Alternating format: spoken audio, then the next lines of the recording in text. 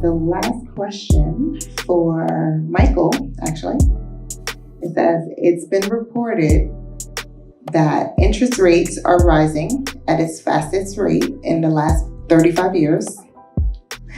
What advice do you have for new developers and investors who are waiting for the market to go down? Waiting for the market to go down in terms of pricing, or are we talking about rates?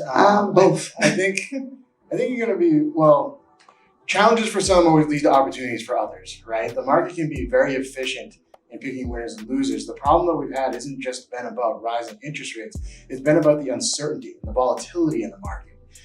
If we all come to an understanding that rates are going to be here and they're going to stay there for a while, then buyers and sellers can come to that agreement and things can transact. I think we're finally at that point. After most of the year, you have hopes and optimism of asset managers saying, hopefully they'll be coming down. I think the Fed has finally nailed it into everybody that rates are going higher, slower, longer. They're going to continue to move higher. Maybe the pace will be a little bit slower, but when they get there, they're going to stay there for longer. So what are the opportunities?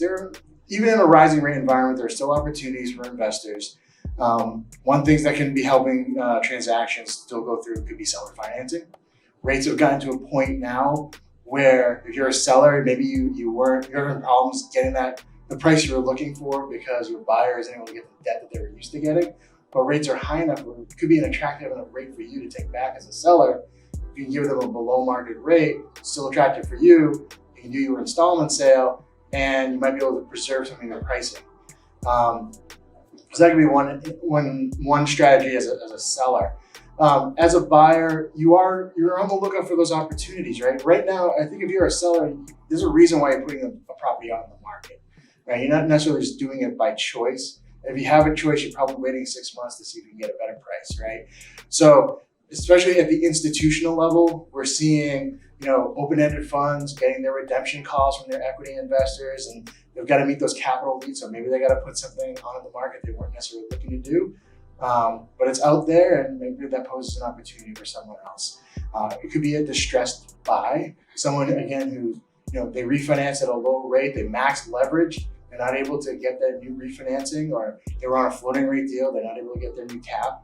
So maybe there's an opportunity there for the next buyer to come in on a distressed sale basis. So it's keeping your powder dry, having the capital, and being able to take advantage of those opportunities when they come. Ultimately, the most opportunities that will be for the people in the room and for the market in general will come if we have a shallow recession, right? If we have a really deep recession or it's broadly reaching, we've seen this before. We saw in 0809, the GFC, the Great Financial Crisis. We saw it with COVID. When things are so broad, well then regulators, they get flexible, lenders get flexible, everybody starts to kick the can down the road. The courts say, we don't want to be flooded with foreclosures. So you don't see those opportunities materialize because everybody just becomes very flexible because they don't want to flood the system all at once. If the recession is shallow, or the downturn is shallow, then you're going to start to see some more of those opportunities actually come to the market because the regulators, the lenders, the market participants won't have to necessarily be as accommodative. They'll just let the market take care of itself.